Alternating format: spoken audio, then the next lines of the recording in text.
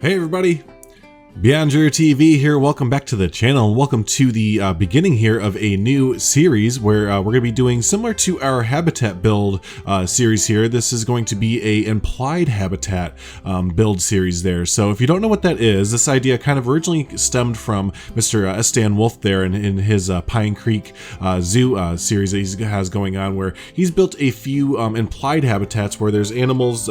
He's built habitats for animals that we don't have in game currently and may never get, potentially, who knows. But so things like, like beavers and like other things like that we don't have quite yet, but we still are like, you know what, heck it, I'm gonna build it anyways. Or you see a lot of fish tanks being built like this as well. But anyway, so this is gonna be a little continuing series where I'm gonna go ahead and do that as well. So yeah, some of the ideas that I've gotten so far, I went ahead and put a little question up on Twitter and a few other of the social media. So if you're not following me on Twitter or Discord, go ahead and follow me over on there. There's always links for that down in the description and in the pinned comment as well. So follow me on there if you'd like to join the discussion. But a lot of people were recommending some great animals and great ideas for different animals there. So such as the meerkat, we can do wombat, let's see, a mongoose, porcupine, tamarins, foxes, raccoons, skunks, naked mole rats. Like for the naked mole rats and like meerkats, maybe we can do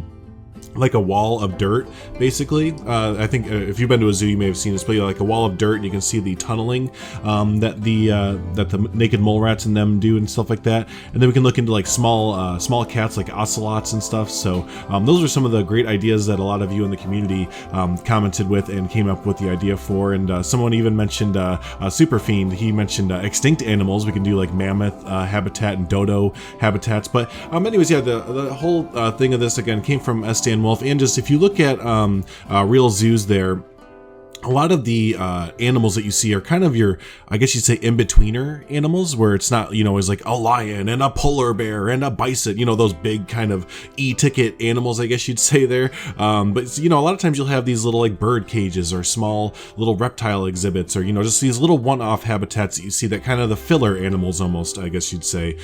So yeah, I just kind of thought it'd be fun to go through, and we're going to build a lot of those. Some of them will be like today we're doing, the African penguin, or the Cape penguin, or the South African penguin. There's a few names for it. That's a little bit of a bigger habitat, but we're also going to be tackling again like small bird cages, or small itty bitty mammal or reptile houses, or just little one-off things for animals that we don't have in game currently that we would like to see. And why not? Let's just build the habitat for it and put it in, and just we'll use our imagination. So if you have an idea for an animal that you would like to see that I haven't mentioned already, go ahead and comment down below. Let me know what you're thinking. What animal would you like to see in game? I know someone else has built like a moose habitat, so there's obviously hundreds of thousands of different animals out in the wild that we haven't that we don't have in Planet Zoo quite yet, and it'd be great to build on that. So but speaking of the habitat today, so as I mentioned, we're building the South African, or the African penguin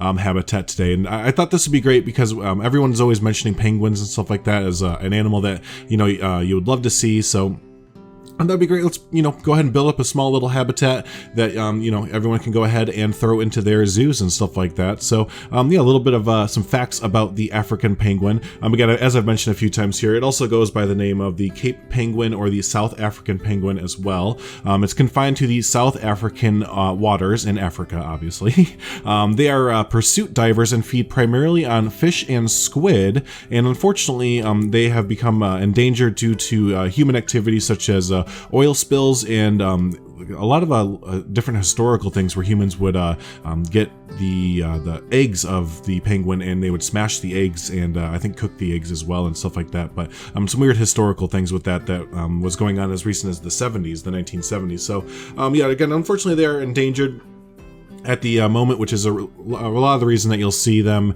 in zoos. They're really, really common in zoos across the entire world, and they're normally kept outdoors due to not needing low temperatures. They have a specific kind of gland, I believe it is, in their. I wish I had the page pulled up right now, but anyways, there's a gland that they have that when it gets really hot, they can produce something in that gland to cool them down and stuff like that. So they're a really interesting animal. So they're really easily adaptable to a lot of different environments. throughout the world, which makes them easy to, again, so you'll see them at, different zoos from across the world, whether it's in the United States, Europe, maybe Australia and stuff like that. You'll see them throughout the world there. So, and again, because they are endangered due to human, a lot of it's human activity, basically, there are several breeding programs throughout the world. The biggest ones that I was able to look into were in Europe and the US, and the main objective is to create a backup population as a just in case, basically. So I'm not sure how common this is. I feel like this is probably a more common thing for endangered species, especially if we have the technology and the know-how to do it. But yeah, this is the first one that I've really seen that they're doing a really productive kind of backup population kind of thing as a just in case there. So there's some general facts that I found about our little penguin friends there. So but yeah, for the habitat here, this was taken, the inspiration for this was taken from a concept art for, I believe it was the Columbus Zoo, or it was some US zoo for their African, there it is, African penguin habitat that's opening up in a year or two there. So it looked like it was a lot of sand there that they used in the concept art. Not sure if that's going to be actual sand in the finished product. A lot of times in the concept art, what is looking like sand will end up being like concrete or some sort of smooth surface that can be easily cleaned there. And that's what we did earlier in the video. You'll kind of see the bottom of the of our pool right there is yellow, and they took the plaster wall sets and the wall decorations all the way at the bottom. There's great plaster wall sets that you can recolor, and recolor those a bright yellow. Notice that in the concept art that the bottom of their little pool there was a brighter kind of color. And again, you'll see this in zoos and aquariums and stuff where it's not like a dirt bottom to a pool or anything like that. It's actually a very smooth kind of surface there, so it's very easy to clean when they go ahead and go ahead and empty out the water and everything like that. So yeah, I really liked how the habitat came out. Tried to give it that kind of coastal feel to it there. Have a little like a, what do you call them? Like a tide? Yeah, that's it. A tide pool in the back. You'll have to forgive me. My Midwest is coming out. I don't live near an ocean, so these things like tides and pools and oceans are foreign to me. So, but anyways, yeah, there's a little tide pool for them to kind of have some privacy in the back there, and used this trick from Wyatt there from Thornton Hills Zoo, where he used the, I can't remember the name of the tree, but it's like a capybara tree. I believe that might be it, to kind of give a succulent kind of feel to the rocks there, and you might have seen that a little bit there. So just kind of sinking some different like those trees into the rocks, and just some greenery and stuff to kind of make it look like there's some lush foliage kind of growing on the rocks to give that kind of ocean vibe there for it. So, and here's our backstage building. Very simple, direct backstage building, using some of Mr. Domez's